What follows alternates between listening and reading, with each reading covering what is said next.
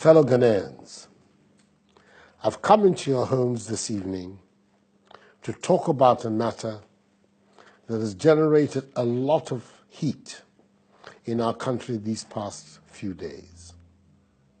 Last week, at the height of the furore triggered by the US-Ghana military cooperation agreement, a good friend of mine came to caution me on what he called the hazards of this democracy thing.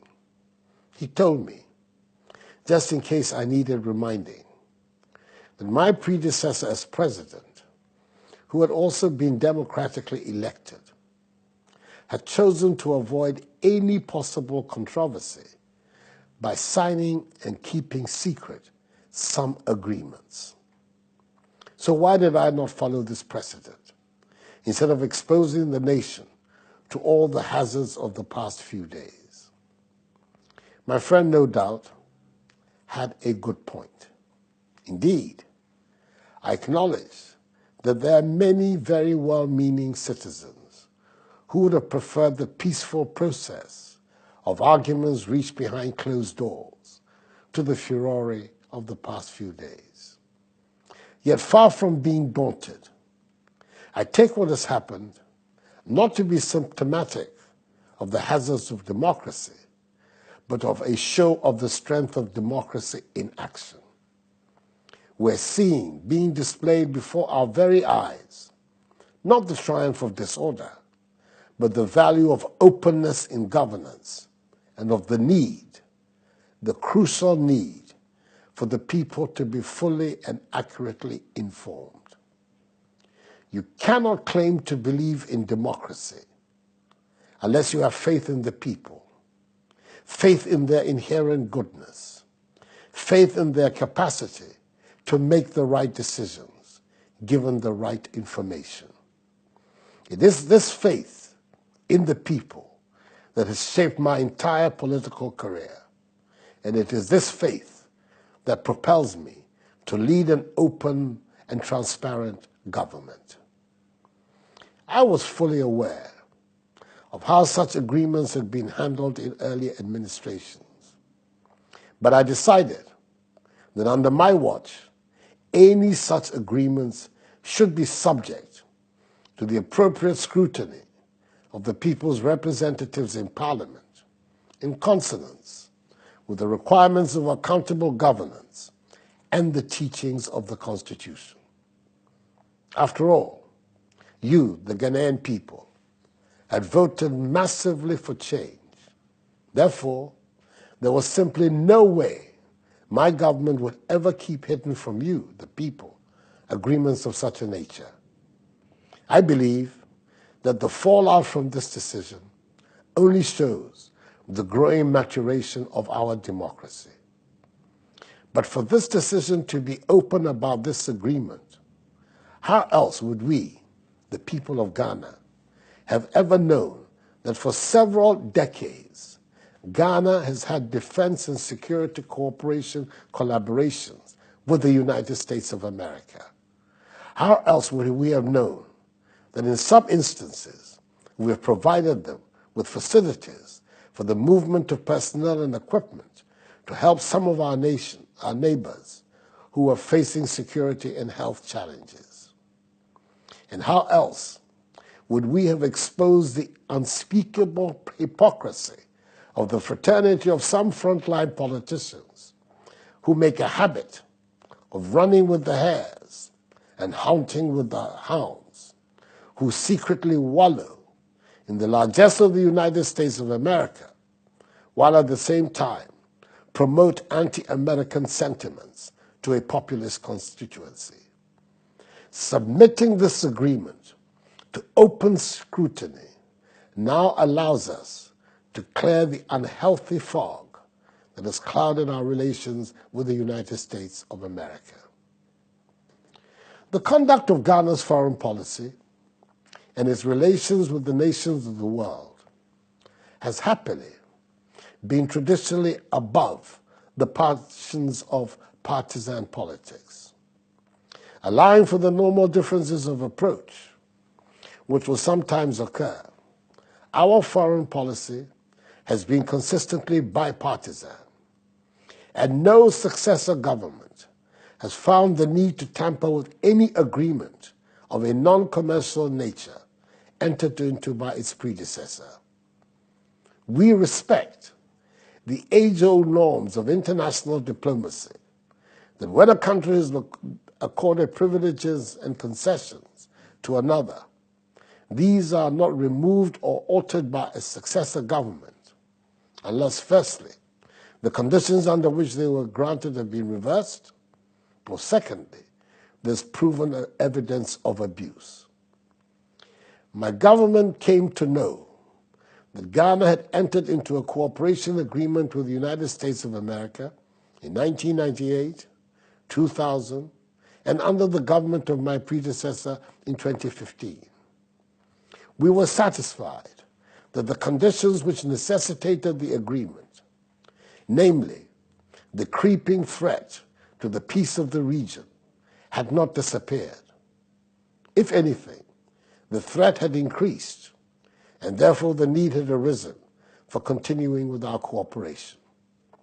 No suggestion had ever been made that the United States of America had abused any of the privileges or concessions granted under any of these agreements, and it would have thus been deemed an unfriendly act to attempt to deny them any concession granted them under these agreements.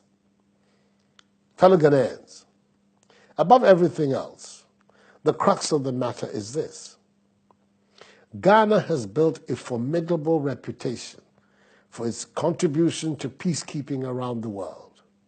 Although these peacekeeping operations have always been under the aegis of the United Nations, no one doubts the fact that they have been made possible by the contributions largely of the United States of America.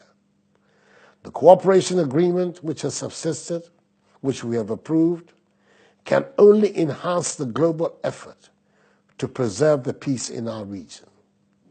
It is important also to state that the conditions of the agreement mirror closely the conditions under which Ghana participated in peacekeeping operations under the United Nations. When our troops go on most peacekeeping duties, they do not carry their national passports. They carry their military identity. Quite apart from how this agreement involves the military as an institution, it is worth pointing out that virtually since independence, Ghana has had very fruitful relations with a range of foreign embassies and major international institutions. These include the United Nations, the World Bank, the International Monetary Fund, the African Development Bank, the International Finance Corporation, amongst others. All these agencies enjoy similar conditions as those which the cooperation agreement offers to the U.S. military here. No one has dared suggest that granting these foreign embassies and international institutions these concessions constitute an attack on the sovereignty of Ghana. Nor has anyone also felt that the concessions have in any way worked against the interests of Ghana. Indeed, I have no doubt that it will be the general consensus of all well-informed Ghanaians that this nation has benefited significantly from the presence and activities of these institutions over the past decades. It is clear to me that if the people of Ghana knew the conditions under which foreign embassies and our friendly international institutions operate in Ghana, nobody would have been surprised that a defense cooperation agreement would make such provisions. Such knowledge would have spared many citizens the genuine anxiety and concern they have felt about the agreement. It is my firm belief that the case for openness and transparency in our governance has been clearly demonstrated, and the argument conclusively settled by these events.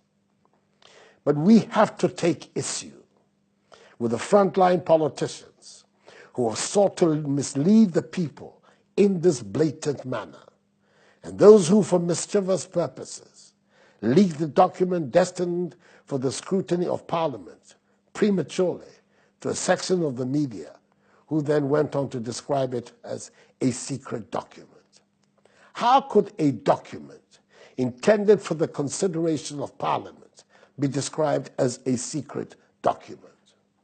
How could anyone who has been in government and run the administration of this nation feign ignorance of the conditions under which Ghanaian troops undertake peacekeeping operations, or the conditions under which our country has collaborated with major international institutions? It is difficult to understand that such people, knowing what they do know, would go about so blatantly to confuse people and go so far as calling for the overthrow of our democracy.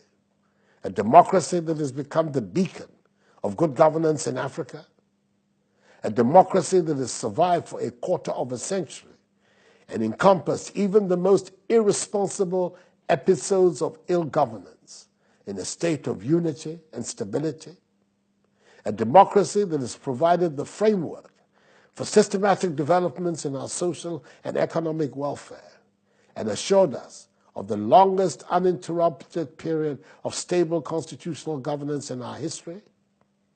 Surely, this is the kind of cynical manipulation by reckless self-seekers which in the fullness of time the people of Ghana will acknowledge and condemn.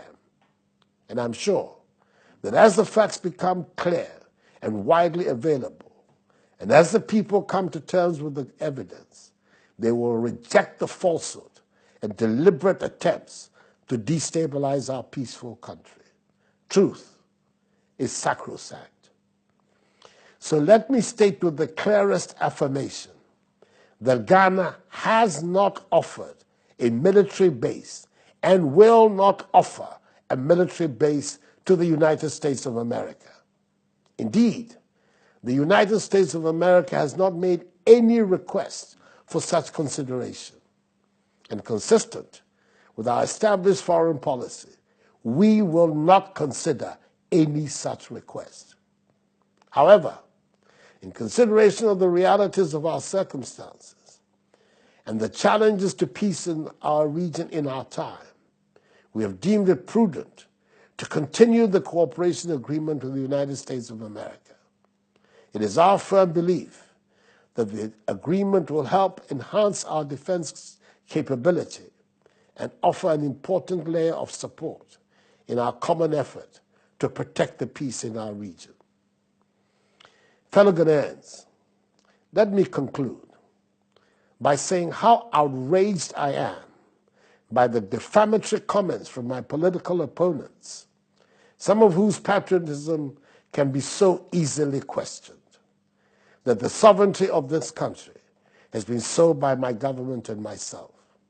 I will never be the president that will compromise or sell the sovereignty of our country. I respect deeply the memory of the great patriots whose sacrifice and toil brought about our independence and freedom. I have stood with you, the Ghanaian people, all my adult life, fighting for our individual and collective rights.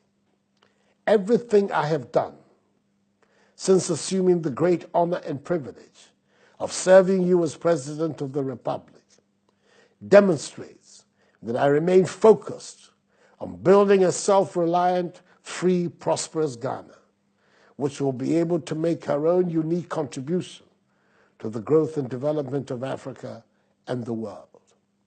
Let us concentrate and spend our energies on working together to achieve that goal of a happy and prosperous Ghana, and reject the hypocrisy of the naysayers who led our country into bankruptcy and the worst economic record of modern Ghanaian history. Let us rise above them and build the Ghana of our destiny, the land of freedom, justice, progress, and prosperity. May God bless us all and our homeland Ghana and make her great and strong.